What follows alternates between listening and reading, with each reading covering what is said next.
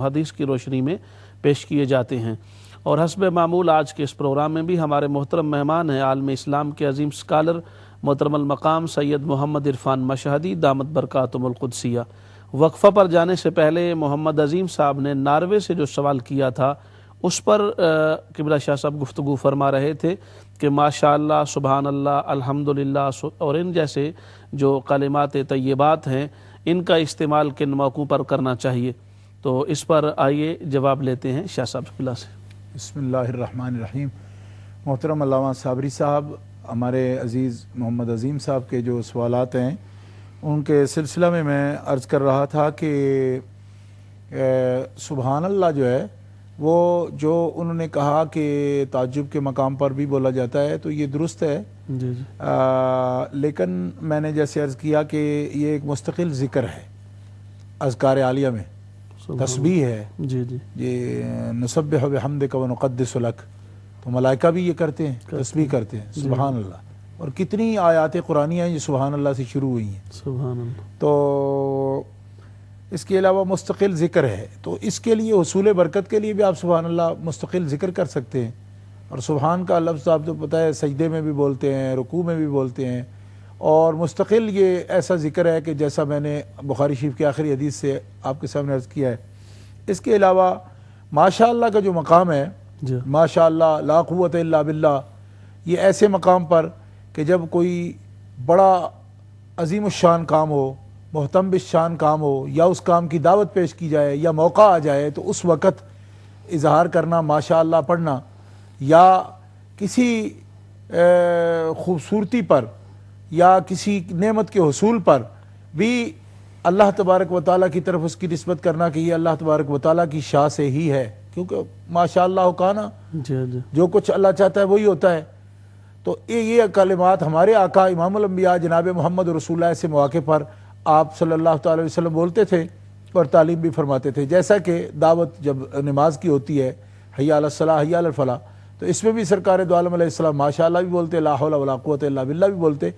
کیوں کہ دعوت دین کو قبول کرنے کی بھی طاقت ہمارے اندر تو نہیں ہے کہ کسی خیر کے کام پر بھی ہم خود بخود جو ہے وہ کر سکیں، تو سرکار جو ہے ہر امور خیر میں بھی امتیوں کو یہ سکھا رہے ہیں کہ اس کی بھی جو اضافت ہے، تم کسی امور خیر کا داعیہ جب ہو تمہارے لیے تو اس کی بھی نسبت اللہ کی طرف کرو اور ماشاء اللہ کہو، اور کسی خوبصورت چیز کو دیکھنا، کسی اچھی نعمت کے حصول پر، تو اس پر بھی ماشاء اللہ کے لفظ ماشاء اللہ کہہ دینے سے کوئی جو ہے نا، اگر کسی کے اندر تھوڑا ایسی نظر ہے جس کی نظر ثقیل ہوتی ہے، ماشاء اللہ کہے تو نظر ثقیل جو ہے وہ بھی کسی پر ضرر رساں نہیں ہوتی۔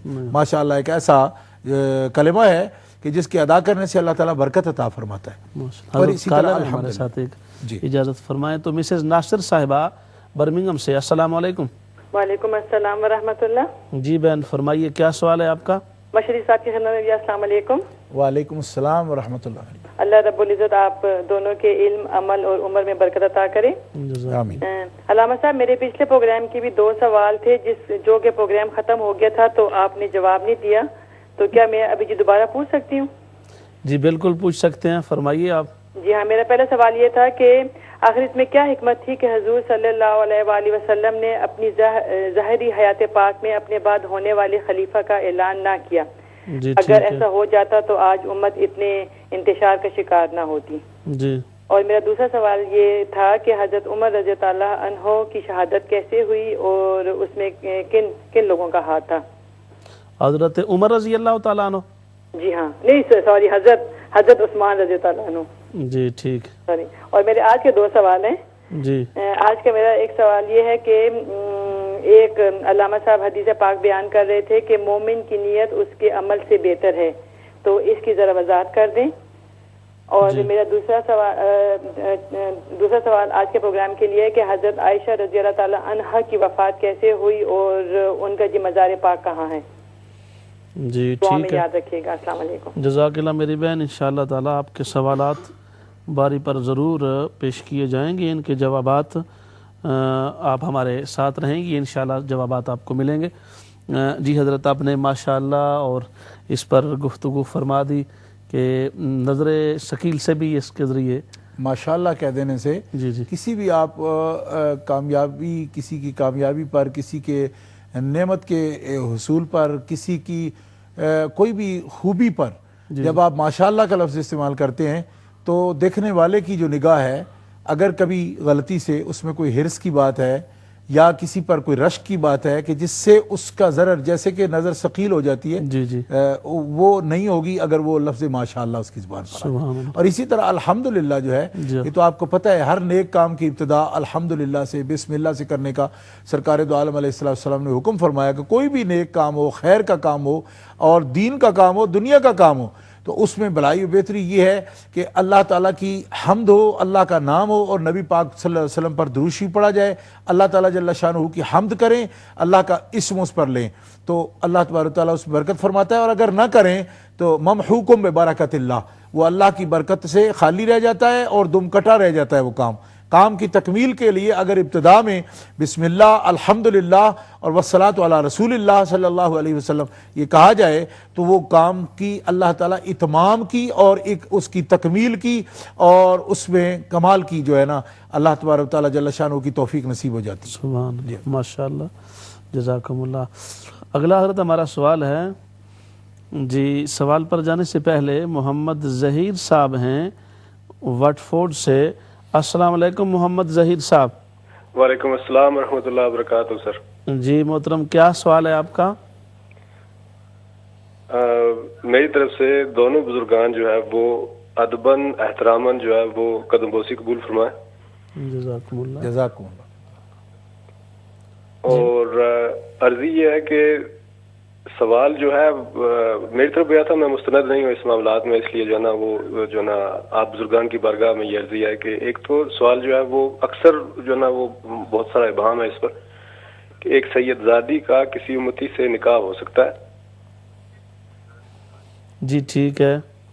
اور دوسری عرضی یہ تھی کہ یہاں پر بہت ساری جو ہے نا مخلوقات جو ہیں وہ قرض جو ہے خصوصاً خاص طور پر مورگیج والے معاملات جو ہیں اس پر پھنسے ہوئے ہیں، تو عرض یہ تھی کہ اس میں خود بھی شامل ہوں اور بھی بہت ساری مخلوقات شامل ہیں، تو اس میں عذرائے مہربانی جو ہے وہ جو ہے نا وظائف عنایت فرمایا تاکہ وہ مخلوق عامہ کے لیے جو ہے نا تاکہ وہ قرضے کے ملزم سے نجات مل جائے۔ صحیح بات جی، جزاکم اللہ۔ محترم محمد ظہیر صاحب وٹ فورڈ سے آپ تشریف فرما ہوئے، انشاءاللہ تعالیٰ باری پر ضرور آپ کے سوالات کے جوابات پیش کیے جائیں گے، ہمارے ساتھ رہیے گا۔ جی حضرت، میں عرض کر رہا تھا عمر خان صاحب نے بریڈ فورڈ سے سوال کیا کہ آپ نے جو اس سے پہلے حدیث پاک ناظرین کی خدمت میں پیش فرمائی کہ حضرت عمر فاروق رضی اللہ تعالیٰ عنہ اور سیدنا حضرت ابوبکر صدیق رضی اللہ تعالیٰ عنہ کہ ان کے بارے میں کہ سیدہ کحول اہل الجنہ کے حوالہ سے، تو اس کا انہوں نے ریفرنس اور حوالہ وہ چاہ رہے تھے کہ آپ اس کا ذرا حوالہ ارشاد فرما دیں۔ جی جی بھائی عمر خان صاحب، آپ نے اس حدیث پاک کا حوالہ مانگا ہے، تو سب سے پہلے تو اس وقت میں اپنے سامنے سیاستہ شریف سے جامع ترمذی شریف کھولے ہوئے بیٹھا ہوں، باب المناقب ہے اس کا، اور کتاب المناقب میں اس جو مجموعہ احادیث سیاستہ کا 6 کی 6 کتابیں ایک جلد کے اندر جو دارالنشر و توزیع سے سعودیہ سے چھپی ہوئی کتاب ہے، اس کے اندر اس ترتیب میں صفحہ نمبر 2029 یعنی 2029 اس کا صفحہ نوٹ کر لیں، اور حدیث کا نمبر جو ہے 3664 یہ حدیث نمبر ہے، جو سیریل نمبر آئے گا اس کو بھی آپ نوٹ کر لیجئے۔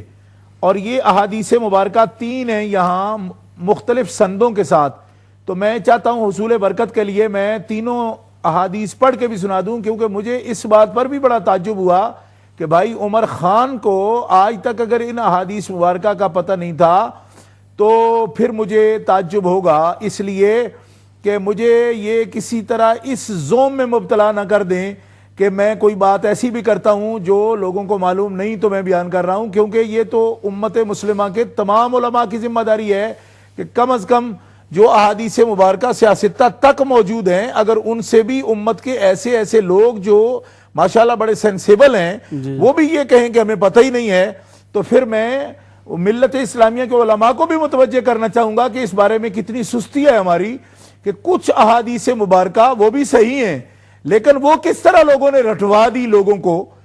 اس کا مطلب یہ ہوا کہ لوگ جو ہیں وہ تبلیغ میں کچھ اس انداز سے کچھ حصے حدیثوں کے رٹوا دیتے ہیں اور کچھ حصوں سے بڑے بڑے سینسیبل لوگ جو ہیں اور بڑے بڑے ماشاءاللہ دانش و بینش رکھنے والے لوگ جو ہیں وہ اس حد تک ناواقف ہیں. بہرحال اس تھوڑی سی عرضداشت کے بعد حدیث سن لیجئے. حضرت حدیث سے پہلے اگر اجازت فرمائیں تو کال ہے ایک ناروے سے. ٹھیک ہے، میں نہیں چاہتا کہ آپ کو اس میں انقطاع کیا جائے. محمد عظیم صاحب ناروے سے.